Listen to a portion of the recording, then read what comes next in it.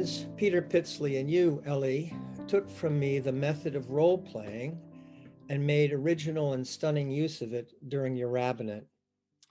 Your particular adaptation was to speak extensively as a biblical character, and by such ventriloquy to bring a moment, a situation, and a teaching to life.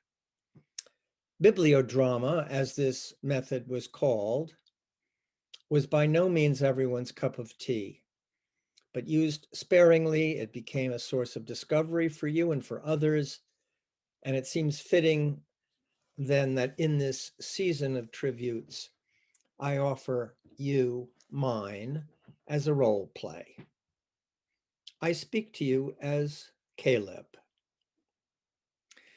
Very little is known of me in the Torah, though legend proposes that I was the husband of Miriam. Such a story flatters me. Along with Joshua, I was one of the 12 spies, and Joshua and I were the only two who brought back favorable reports of Canaan. For that, we were the only two men of all the men and women who left Egypt to pass into the promised land. I was an old man then. During our long wandering, you could say that I was Moses' cardiologist. I had care of his heart, not as a medical man, but as my vocation. I was also his oldest friend. Playfully, he would call me his old dog for my loyalty and that I could make him laugh. I was with him from the beginning and with him through it all. I had heard, as we all had, that Moses would not enter the land that had been promised. The reason never seemed fair to me, but that was none of my business. But when we were in sight of the land and he knew his time had come, he asked me to walk up the mountain with him, and I did. We took our time, and well, we had to, leaning on our walking staffs and following a thin trail up the slope. At the top, there was a stone on which we sat. The sun was lowering behind us, and its light streamed over the land across the river. We sat quietly for a time, catching our breath. There was a sense sitting on that spot that we could look backwards and forwards in time, for the past lay behind us and the future was there across the river he would not cross and I would. It was time to ask him the one question I had wished to hear him answer. I asked him what had been the most joyful moment of his life. He turned to me and smiled, and this is what he said. It was a long time ago. After the plagues, the crossing, the battle with the Amalekites, after Sinai the first time, after Sinai the second time. And I came down then with blueprints for the Mishkan. You remember.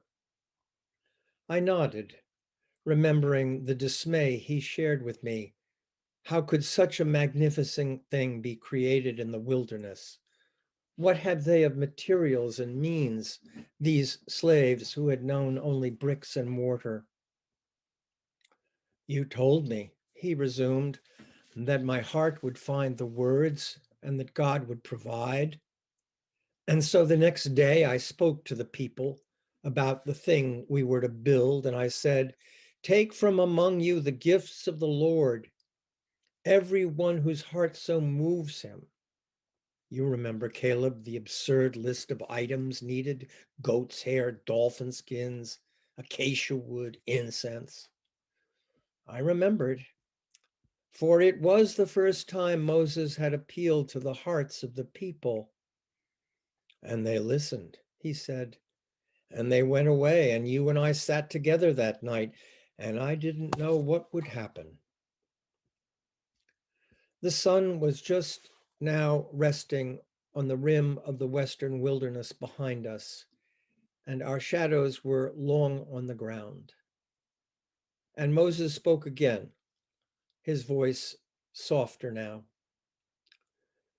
But the next day, they came to the appointed place. The weavers, the spinners, the carpenters, the smiths. And from their hidden reserves, the people brought pieces of silver and gold that the Egyptians had given us before our flight.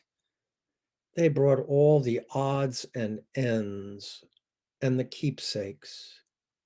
You remember. I did.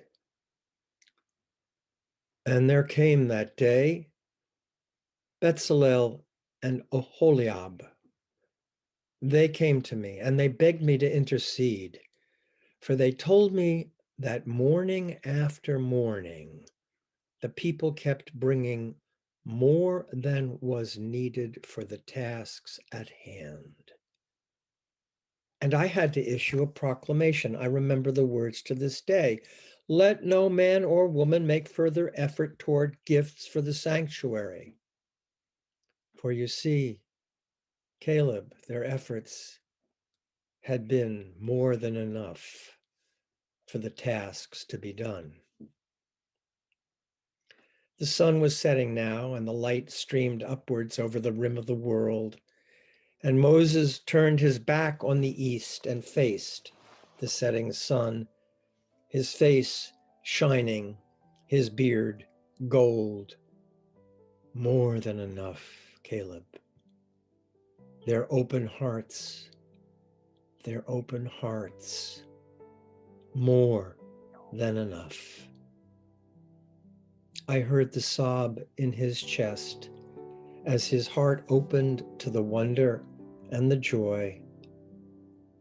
That was when I knew who we could be. Nothing more was said or needed to be. I left him there in peace.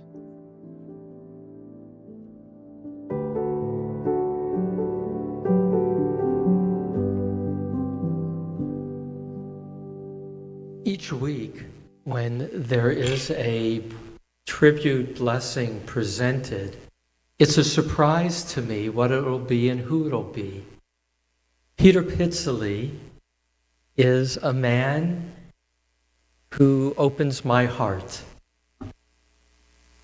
I first met him, and I've told this story many times, when I was a rabbinical school student, and he was a substitute teacher in a class of Rabbi as counselor.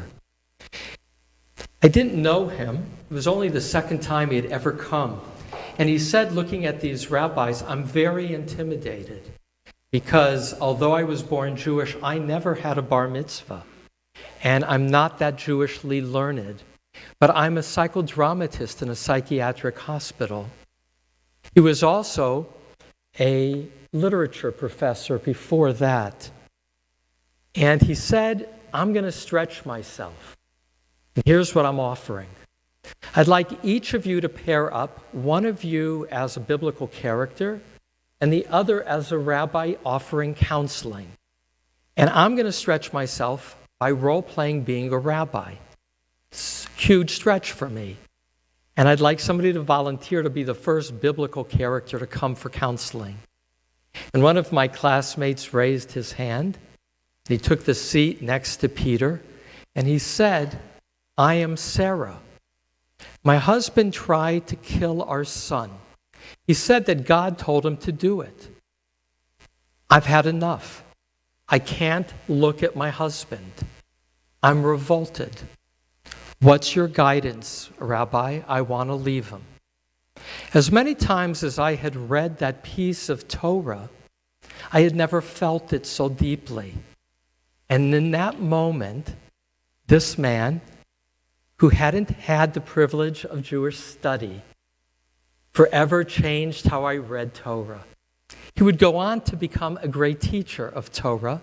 He's the father of bibliodrama, of entering into the text as he just did, imagining Moses looking back at his life. And in my years as the rabbi here in this community, as he noted, I've often called on the invitation that he provided, that you can enter into the text and expand it, engage in midrash, and also find yourself. Next Shabbat, Peter will be our closing scholar. And he'll be doing a number of bibliodramas and other kinds of teachings. So I assume they timed that to introduce you to him. He's also become a very, very dear friend for me, a man who I am very at ease with, who opens my heart. Peter, thank you.